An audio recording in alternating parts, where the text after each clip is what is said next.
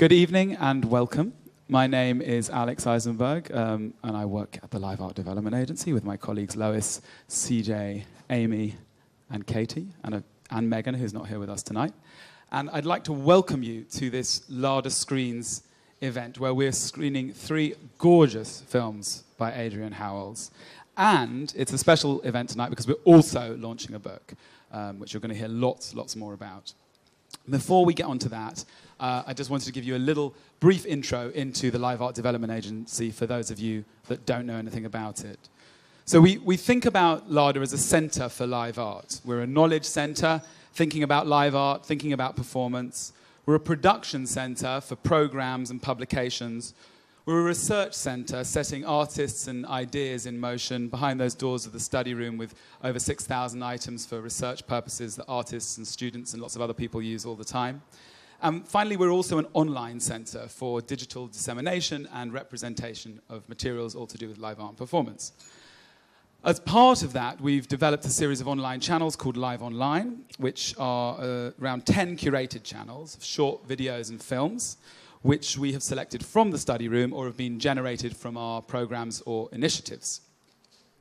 Currently, we've got 10 channels, and each one has a bit of a different thematic focus. We have a series of artists on channels, so we've got artists talking about documentation, artists talking about collecting, artists talking about disability, DIY, which is our annual professional development program, artists talking about LADA, and also artists talking about being an artist.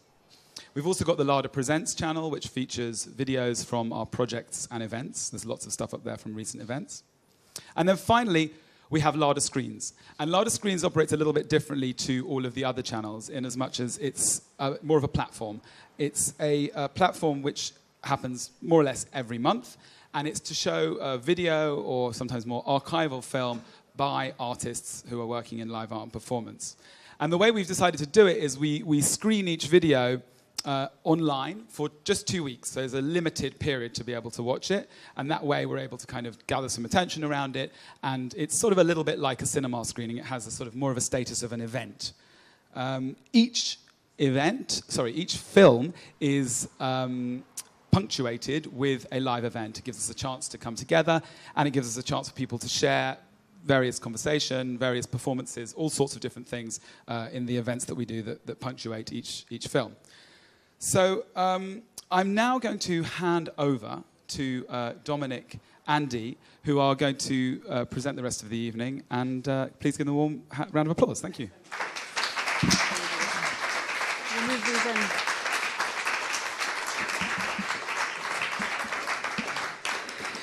I think you can tell whose microphone is whose. I would like to also extend a very warm welcome, following on from Alex, to you for coming out this evening to celebrate with us the launch of the book. Oops, it's gone. It's All Allowed, The Performances of Adrian Howells. We do know the title of it, just about. I'm Dee Heddon, and I realised whilst looking at the slide behind me earlier that the book says Deirdre Heddon, and that perhaps folk don't know that Deirdre is Dee. Ah. So maybe folk have been thinking, well, who is this Dee? So my name's Dee. And I'm Dominic Johnson. And together we've been working on co-editing this celebration of the work of our dear friend Adrian Howells. We're going to begin by just saying a little bit about how the Legacy project came about, so I'll hand over to Dominic first. Yep, so we... so when Adrian died, just over 2 years ago, Dee and I spoke immediately, very shortly after he died, and quickly our conversations about our grief turned into, quite quickly, a discussion about how to do a tribute of some sort to our friend and to preserve artworks and a practice that we thought was particularly prone to disappearance. We all know performance is or tends to be very prone to disappearance through its ephemerality, and we thought that something to do with Adrian's work, which relied on the one-to-one encounter and resisted documentation, meant that it was even more important, we think, to make a book which would allow audiences in the future to come to terms, get to grips with that work. And the Live Art Development Agency and Intellect books stepped in and made this book a reality, and we'll say a little bit more about that in a moment. Yeah, and I think it's also important to say that although tonight launches the book, the actual project is a larger legacy project. So it is comprised of a substantial book actually on the work of Adrian, but it also has made possible an archive of Adrian's work which is being held at the Scottish Theatre Archive at the University of Glasgow. And we felt that was really important because, of course, we've authored or co-edited one book, but there are many other things that can and I'm sure will be said about Adrian's work in the future, and that the archive will be an important resource both for the other researchers, but also performers, artists and students. And another strand of the Legacy project is bringing together the documentation, the video documentation that exists of Adrian's work. And I'm really grateful to LADA for also making that possible. So there are going to be 5 or 6 bundles of recordings that are going to be placed in libraries across the UK and hopefully in the British Library to allow, again, public access to the documentation of the work, precisely for the reasons that Dominic said. The documentation isn't the performance either, but it will provide some insights into what the work might have felt like. And there's a final strand to the Legacy project, which is the award project. And we'll say a little bit more about that at the end. So we are in our third and probably final launch event for this book, and Dee and I launched it for the first time in Glasgow in the end of June. Was it end of June? 18th of June, and then and we did that partly because Adrian was employed at the University of Glasgow and also was a resident of Glasgow and sadly died in Glasgow too. And then we had another launch a few weeks ago in Battersea Arts Centre, and we've got this third one here.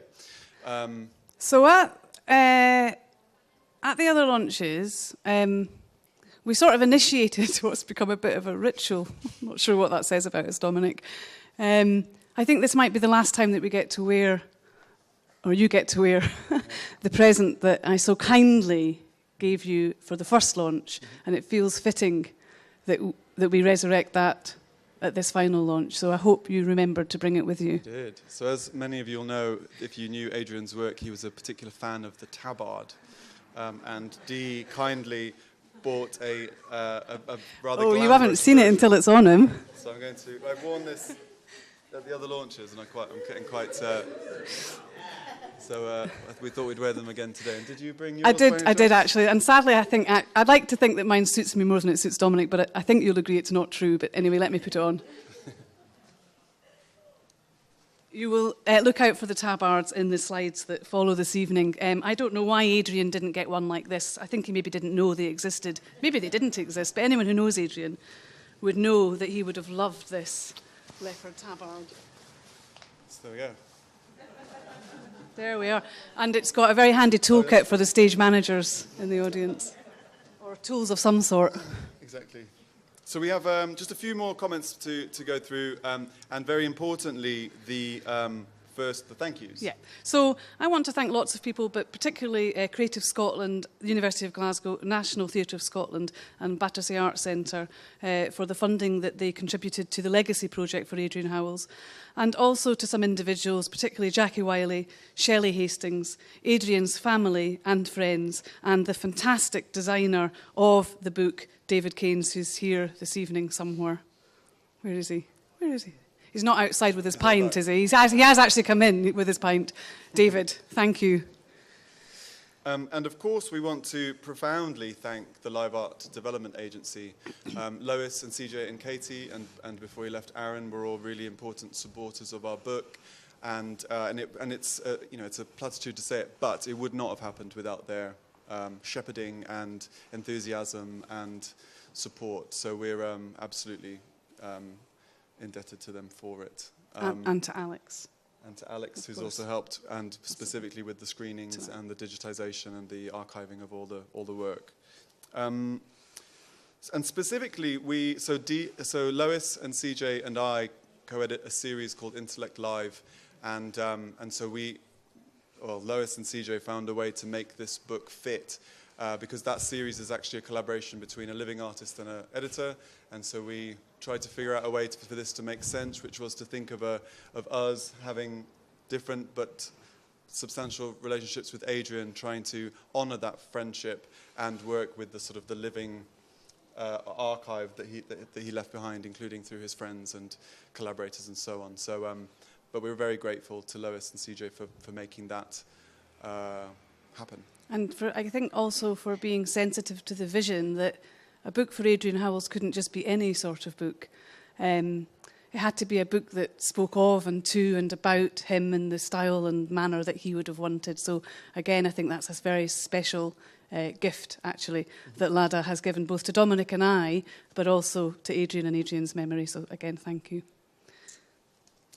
So, a little bit about this evening. We're going to show some films, as befits LADA Screens, and some of those are made by Adrian for his performances, and some of them are documents of his performances. And we're going to have a very special treat towards the end, a pilot episode of a series that stars Adrian that we suspect you won't have seen. We're also going to have some presentations by friends of Adrian's and contributors to the book. And we'll have, you'll be pleased to know, I think, a break midway for some refreshments of both the alcoholic and non-alcoholic type. But we'd like to start off the evening by sharing some extracts from the introduction that we co-wrote to the book. So, Adrian Howells was an artist whose central imperative was to create intimate, immersive and transformative encounters with others. He privileged the possibility of direct, immediate, authentic experiences, though he was aware of the seemingly insurmountable impediments for such ambitions.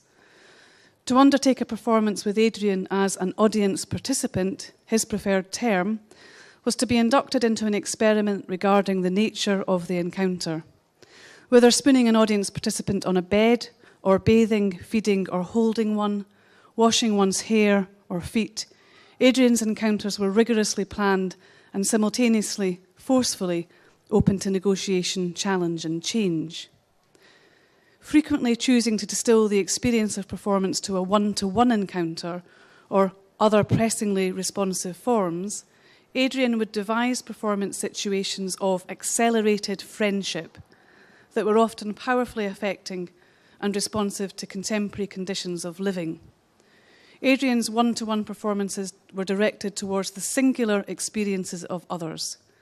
Yet these one-to-one performances, like the performances for larger audiences that he continued to make throughout his life, were also conspicuously provoked by his own personal questions. Questions about love, intimacy, well-being and learning, and the impediments life poses to these goals. His performances were therefore concerned fundamentally with care, safety, generosity, affirmation and pleasure. Such affirmative aspirations were nevertheless tempered in performance with discomfort, embarrassment, risk and grief, as sometimes unwelcome effects of the practice of personal and intimate exposure. His was a form that could admit sophisticated insights into what it means to be together with another person, to be connected, and, outside that, what it means to be thrown back upon oneself once again, alone. Adrian's personal warmth and caring orientation to others were a profound factor in the design of his performed encounters, and also the catalyst for the political ramifications of his work. In an interview, Adrian explains the structure of feeling that conditions his outlook in and beyond performance. He says, "I can't bear the fact that so many people literally carry around this weight of shame and guilt about things they've done in their lives. I know I don't want to feel bad about things I've done in the past, and I don't want other people to feel bad. I kind of feel that what I'm doing is almost like a collective catharsis, a global catharsis. That's what I'm after. That's what I'm interested in." And then he laughs. Adrian is clear here about the ethical or moral imperatives of his work, which is seemingly founded on its potential for catharsis. He begins in serious terms, explaining what might appear to be a uniformly feel-good figuration. I don't want other people to feel bad. in a characteristic move, he gets carried away with his mission, and the claim for the reach of his intervention falls apart under the weight of his good-heartedness, prompting his own warm laughter. The final sensibility Adrian demands in the sequence, a global catharsis, is tonally both serious and laughable for Adrian. Laughable or not, it's a sentiment that many of us may aspire to, even if only the most ambitious of romantics lay claim to it in words. Winking aside, the point of Adrian's claim sticks. As a person who struggled with serious depression throughout his adult life, Adrian had perhaps a vested interest in attaining and sustaining well-being, and his personal experience will likely have influenced his commitment to securing well-being in others. By sharing his stories, he hoped to prompt others to similarly unburden themselves, thus relieving the global tendency towards feeling bad. He implies this will bring about a collective transformation, a cathartic revolution, while also inserting a spark of levity into his proposition. He falls about laughing, but the laughter doesn't undermine the seriousness of his intervention. One of Adrian's counters to the cultural pervasiveness of feeling bad was to proclaim, "It's all allowed." As mantra, catchphrase, and method, it suggests his openness and generosity of spirit as a person, artist, mentor, and educator. For Adrian, "It's all allowed" meant that in a performance, both the artist and the audience participant could feel empowered to divest themselves of artifice, or indeed to embrace it. Additionally, one ought to be free to engage in a performed encounter in a fleeting, playful, or diverting way, or to reroute it into a vast, demanding, and life-changing experience. One may follow the rules of an encounter or scenario, or abandon its guidelines. In an email exchange with Rachel Zerahan, published in one of LADA's study guides to one-on-one performance, Adrian writes, "My insistence on the spontaneous, a flexible structure, and on non-scripted improvised exchange allows for the audience participant to contribute so much of themselves and to recognize that they have agency in the piece, which can often lead to them negotiating a total change of content and development of the piece. And this is all allowed." And he capitalizes all, as he's often want to capitalize long blocks of text.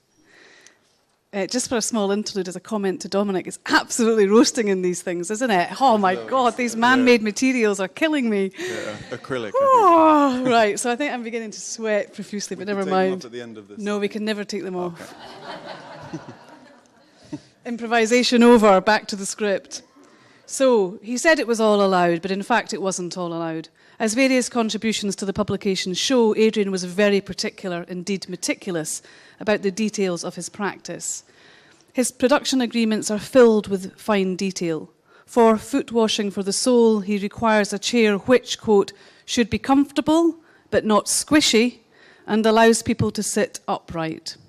Towels must be pristine white and washed and dried at the end of each day of performances." The care Adrian takes of his participants is written into the fabric of his practice. There are consequences of this care in relation to the documentation of his work that now survives. His own ethical relation to his favoured one-to-one form prohibited casual photographic or video documentation of the work. Howells often chose to stage one single encounter of a complete run, usually with a friend for the camera, to produce a series of images or a video. Otherwise, photographs were staged in a distinct setting outside the performance, particularly with his frequent collaborator, photographer Hamish Barton. A contributor to the book, Stephen Greer, offers exquisite evidence of what's allowed and what isn't. In a contract for a presentation of Foot Washing for the Soul at a large European arts festival, the presence of Howells' values is more directly assertive.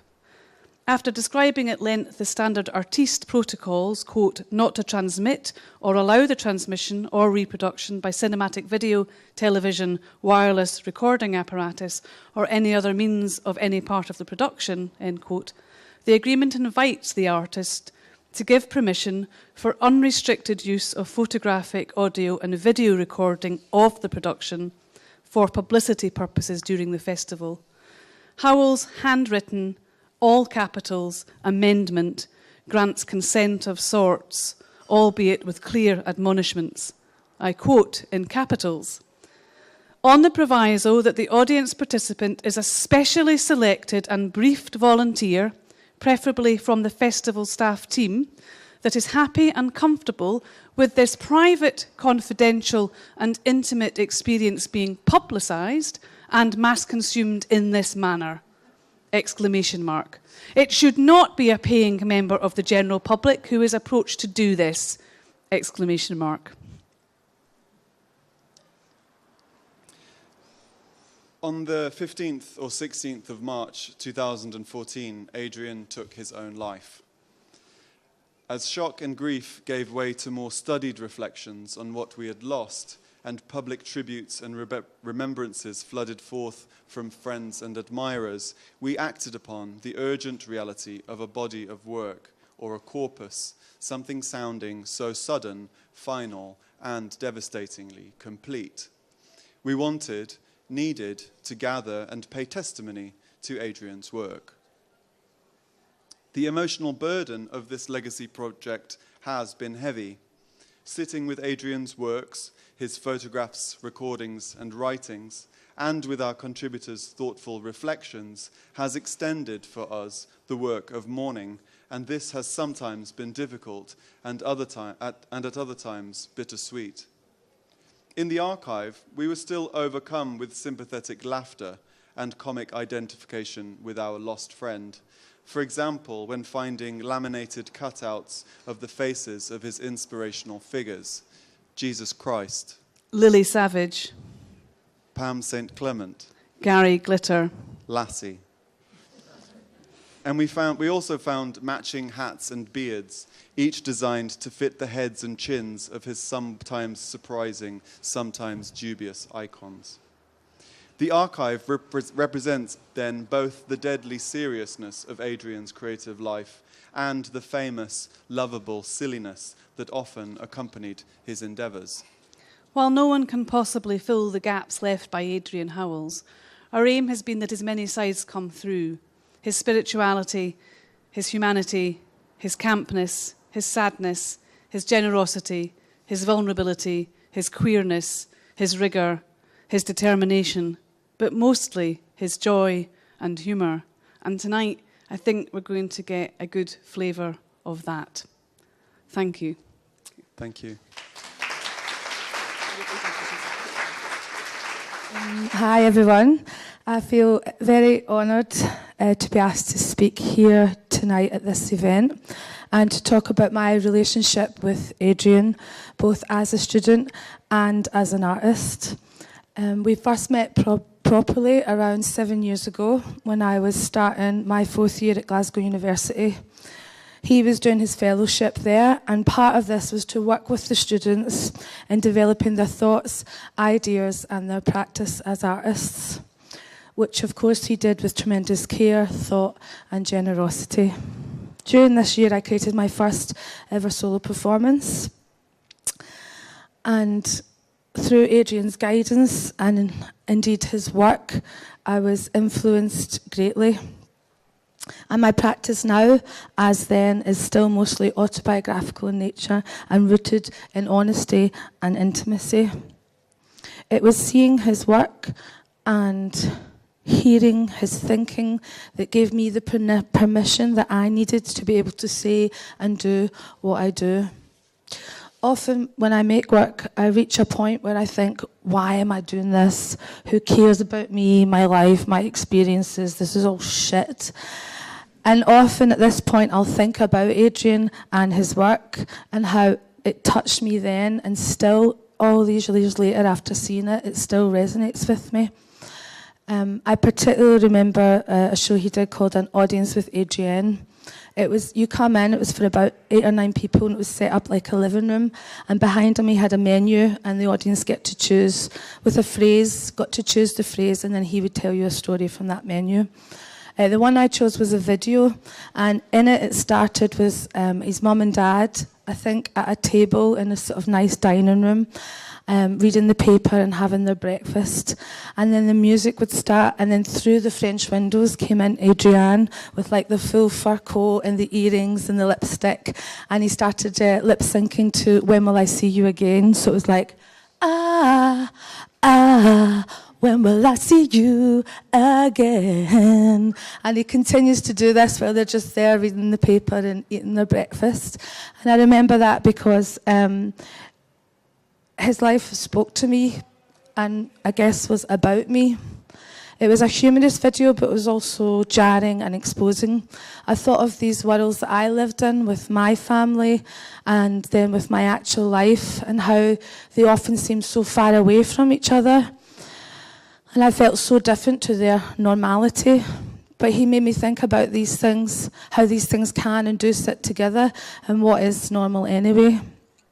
I also remember at that performance, at the end, he invited the audience to go for a drink with him at the Tron bar round the corner in Glasgow. Because he felt like he needed company after the performance and didn't want to be on his own. Lots of us did go for a drink with him that night, and I remember he told me that sometimes nobody would come and he had to just sit in the pub all alone, waiting. Last night I just got back from the Latitude Festival in Suffolk. It's a huge festival of music, comedy, theatre, plus a wee bit of performance. The first night I was there I had a wee bit too much to drink and I got quite upset. I was just thinking about all the money, the time and the effort that went into building this huge playground so that people with a much bigger disposable income than me can pay for an experience and try to forget somehow the reality. I don't know if this was brought on because all weekend this here tonight with you was on my mind, thinking about Adrian, thinking about his work, thinking about these small, intimate gestures like massaging your head, putting your arm around you or washing your feet, and how they could mean so much. It wasn't about forgetting, it was about being there in that very moment with this other person. The next day I took some LSD and I went to watch Gob Squad, and my mood lifted ever so slightly. I started to think about how lucky I was, how lucky we are that with this book and with his work, we get to experience and to read and to think about what it means to be in the moment.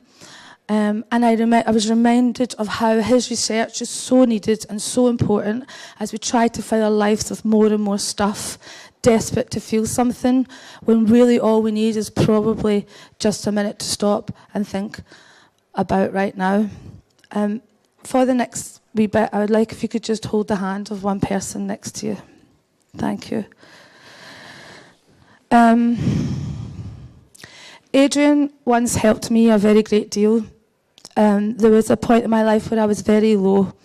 I was in a very dark place and I just couldn't see how I could get out of it.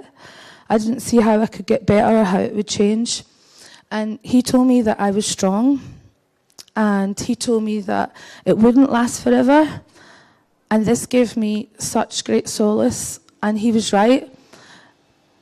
It didn't last forever, things got better for me, and I realised how lucky I am that it did, because I know now that that doesn't happen for everyone. Adrian gave so much to people. He was so open as a tutor, as a friend, as an artist. And I was so shocked when I heard about his death, because I didn't know that this man who gave so much to me and others struggled so much to give to himself. Working on this book here at LADA has been a bittersweet process. It's been a constant reminder that he's no longer with us. But it's a beautiful tribute, and we'll make sure that he will still continue to touch and to influence many lives in the future as he did mine. Thank you.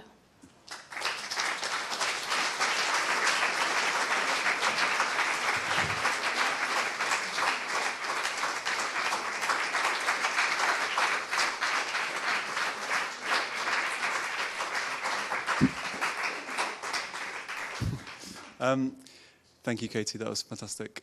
Next, we're going to see the videos that Katy so conveniently introduced. So it's the video that Katy mentioned is one of 4 videos. They're called Adrienne at Home, and they were made, as Katy said, for an audience with Adrienne in 2006, and they're films made with and directed by Ben Wright, who also directed the previous one as well. Thank you. My name's Nic Green, and I'm a performance maker based in Glasgow. And it's really a pleasure to be here, so thank you so much for the invitation. I was asked by Dee and Dominic to write a short piece for this great book that they've put together so brilliantly. And so I'd like to read that piece as my contribution this evening. I've just got to find the page.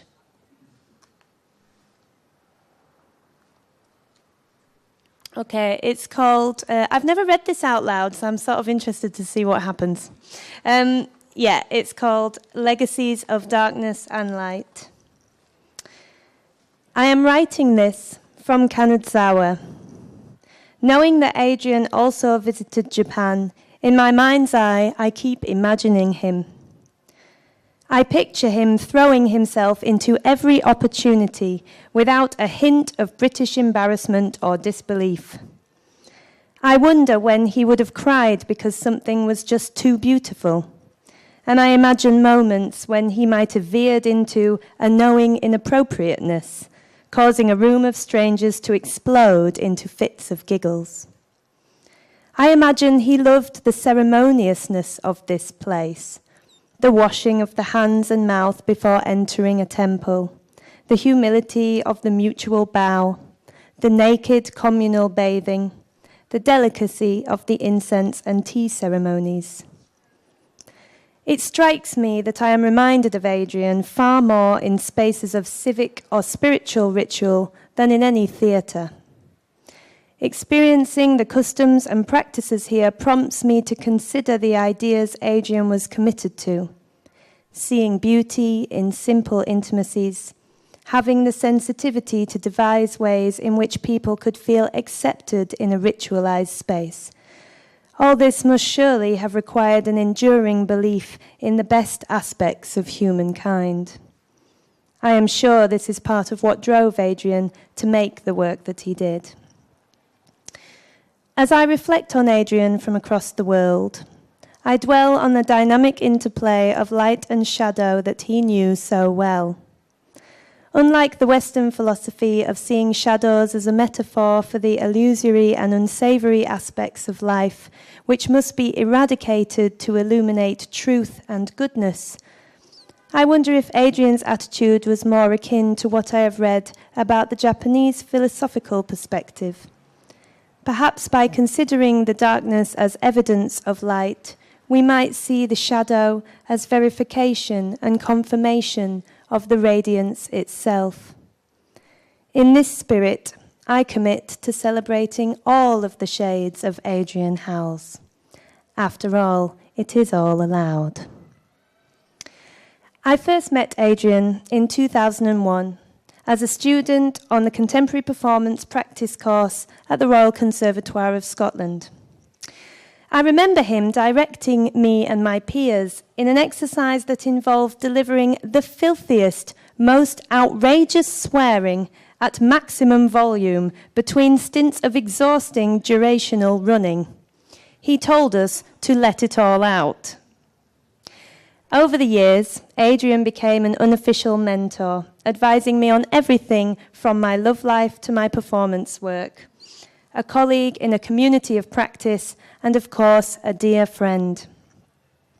After graduating, I began to cut my teeth as a young, aspiring performance maker. No matter where or what I was performing, a handwritten card would always arrive for me at the venue's box office on the day I was to present. They were always from Adrian, and he told me time and again to believe in what I was doing and to embrace the beauty in my own work. I felt enormously supported by his understanding of the vulnerabilities of presenting new ideas. And no longer receiving those cards is one of the many things that remind me with a painful jolt that my friend is no longer around. In 2009, we shared the St Stephen's Church space at Edinburgh Fringe Festival, run that summer by the Archers. I was presenting Trilogy, he, Foot Washing for the Soul. Neither of our works complied with the usual patterns of presenting work at the Fringe. He needed a carefully constructed, contemplative space where a single audience member could have their feet washed. I needed a private and safe community space where the troupe of women who danced naked in part 1 of the trilogy could rehearse, discuss, and rediscover confidence in their own skins. Committed to these priorities, it felt as though we were located on the edges of a theatre cyclone, the eye of the storm whipping up the most efficient, best marketed, and most lucrative of pieces. Being in St Stephen's together, in a quiet part of Edinburgh, was our gentle movement against the forces of such a climate.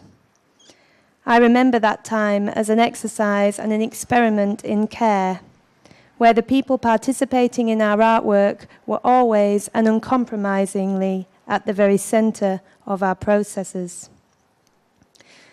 As our friendship grew over the years, I began to see the shadows that danced around the glow I came to know as Adrian. "I've had enough of cynicism," I recall him saying one rainy Glasgow evening.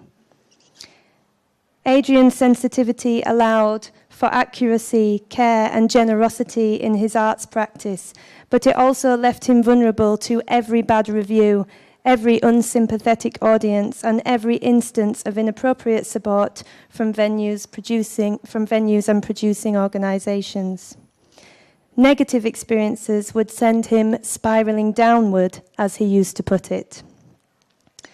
Later in our friendship, Adrian came to stay with me and my partner during one such spiral period. He mostly slept. He came down to join in quietly at mealtimes, and we shared the occasional chat or walk. I remember we all went to the beach one overcast day in Ayrshire. We clambered over the rocks to see the view, and I recall his pain being tangible. We know now that there wasn't a Scottish wind strong enough to blow away his sadness. The legacy that Adrian has left, not just to me, but to a whole community of makers and thinkers, lies both in his artistic achievements and in the wider story of his life shades. His acute sensitivity, spiritual intuitions, and unconditional belief in the capacities we all have for kindness participated as much in his struggle and depression as in his successes and happinesses. He encouraged me to commit to the explicit attempt for connection in my own work, even if this put me in a more vulnerable position also. He also taught me that there is almost always the potential for a joke, and that you shouldn't take yourself too seriously too much of the time. I wish now I had like a butthole cut out of my dress or something I could do. So, his departure has also raised many shadow questions, which must also be asked. What can Adrian's story tell us about the way that we look after our mature artists in our artistic communities? Is sustainability part of how we should think about the long-term methodologies of art making? And what are the personal effects of vulnerability in performance, and how can these be attended to or cared for? In remembering Adrian, it would be all too easy to put his life in the stark light of the white cube, illuminated cleanly, erasing the shadows. However, Adrian would have always preferred the dusty old church, the dinginess of a basement studio, or the coziness of a softly lit front room. He always put himself in the places where the shadows could live alongside radiance, as if the one were dependent on the other. We must grant him the honour of this and remember him in all of his diversity, dancing dynamically between light and shadow. Thank you. before we begin the final screening of LADA Screens, I will welcome Ella Finer up to the stage. Just to let you know that the final screening is, as I said at the beginning, a pilot for a series that was made for Israeli television. And so we're going to see the full episode. And when I say it was a pilot, it was actually shown. It just was the pilot episode for the series that was then commissioned. And there were 7 full-length episodes after the one in which Adrian stars. And we thought it was appropriate, Dominic and I, to show this particular documentary at LADA Screens, because it's LADA Screens, and so this is a screening. And we're also aware of the fact that we suspect no one, perhaps other than Ella Finer, has seen this, and we've seen it now. And the reason, Ella will explain further, but the reason that we're delighted to welcome Ella to be here this evening is that Ella went on tour with Adrian to Israel, and so has a starring role in the film. So Ella, are we ready to go? Yes, Ella.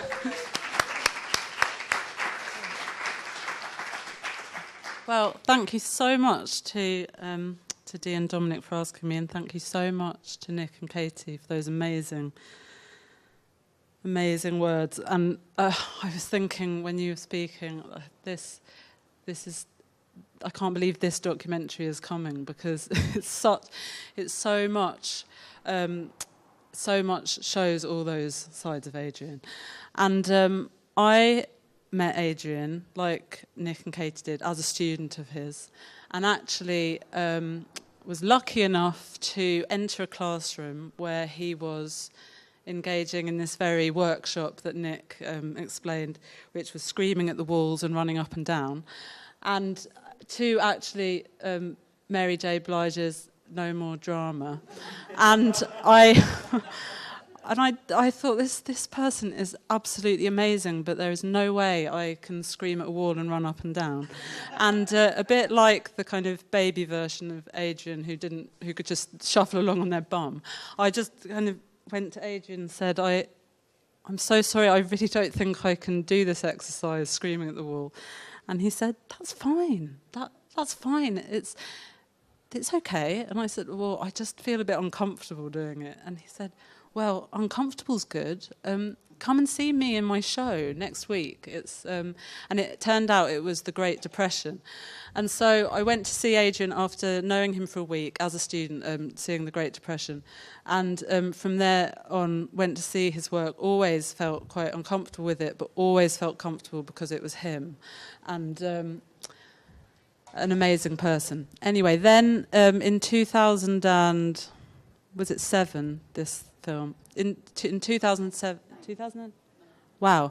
Okay, 2009, he asked me if I would go to Israel to translate the set of An Audience with Adrienne from the British version that had happened to this Israeli version. And Theo Klinkard, who was the designer of An Audience with Adrienne, couldn't actually go. So I was there to not only translate the set, but to also follow the guidance and multiple notes of Theo's. And as a very good, I was still a student, and so I approached it very good student. Took my papers with me around everywhere, which Adrian found hilarious.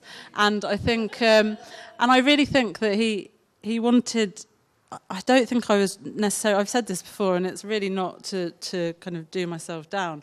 I don't think it was because of any great talent I had for translating set design that I went. I think it was more just because I laughed at, not that he was vain in this way either, but I honestly, genuinely found him the funniest person. He could say anything and make me laugh. And while we were in Israel, he developed this kind of piece, which developed over, I think, the week we were there. And it started off with every time he talked to an Israeli, he would say, it's okay, it's okay. And it got more and more Israeli in accent. So it became like, it's okay, it's okay. Until it almost became like a kind of any accent phrase. It's okay, it's okay, it's okay. So like the Israeli version of It's All Allowed, it's okay. And I just thought, this is hilarious. And then the second thing that happened was there were lots of cats around. And every time we'd see a bunch of cats, he'd go, meow, at the cats, which obviously I would laugh at again, finding Adrian always hilarious. And then, I don't know where the last bit came from, but he would do this kind of sicking up noise. And so like bleh. So we'd go around and just, if I was looking quite kind of studiously at my notes, like have we got the paper plates, he'd go, it's okay, meow, bleh. And I would just be crying with laughter, and this lasted for way beyond coming back from Israel. Anyway, I'll just say that this time is that Israel? Is that Israel? So I'll just say a couple of things about this translation of this set, and Adrian being the most incredible person, like Nic was saying, about this experience of Adrian in Japan and kind of throwing himself into the culture. This is exactly what he did. He would go into the prayers in the market. He'd just wander off into them, and I'd be there with my notes, like, where are you, Adrian? Whoop. And off he'd be talking among just the people in the market. And this set was, you'll see from the film, was really quite a kind of tricky translation in a way, because Adrian was granted the huge honour of having the almost the kind of Kath Kidson of Israel interested in his work and willing to offer her fabrics and her amazing vases and her ornaments to adorn the set. The problem is that there was no irony whatsoever in her work, and they didn't really get the fact that this was the kind of kitsch living room of Adrienne. So there was a really difficult kind of unfolding of events where we tried to use her work and not offend her. I actually don't know if any of it was in there, but there was a brilliant time where we actually went to her factory, and if only the film crew had been there. I arrived in Israel at 3 o'clock in the morning, got to the hotel, and at 5 o'clock, Adrian had told me the camera crew are going to come in and they're going to film us embracing and meeting each other. So I got up dutifully an hour after I'd gone to sleep, put makeup on, got really ready, sat on the edge of my bed, waited, no one arrived, thought, I'm really hungry. So I went down to the breakfast room and there was Adrian. So I walked in and just said, Adrian, and gave him this massive hug. At which point the camera crew came out and said, that was amazing, can you just do that again? And we did that 3 times. And each time I got more and more kind of stilted. And if I couldn't run and shout at a wall, you can imagine me reenacting a hug was very awkward indeed. Anyway, they absolutely loved Adrian, of course. Everyone in the film crew loved Adrian. Everyone who he encountered loved him, and as we all do. And I'm just so honoured that I was able to share this time with him. So thank you.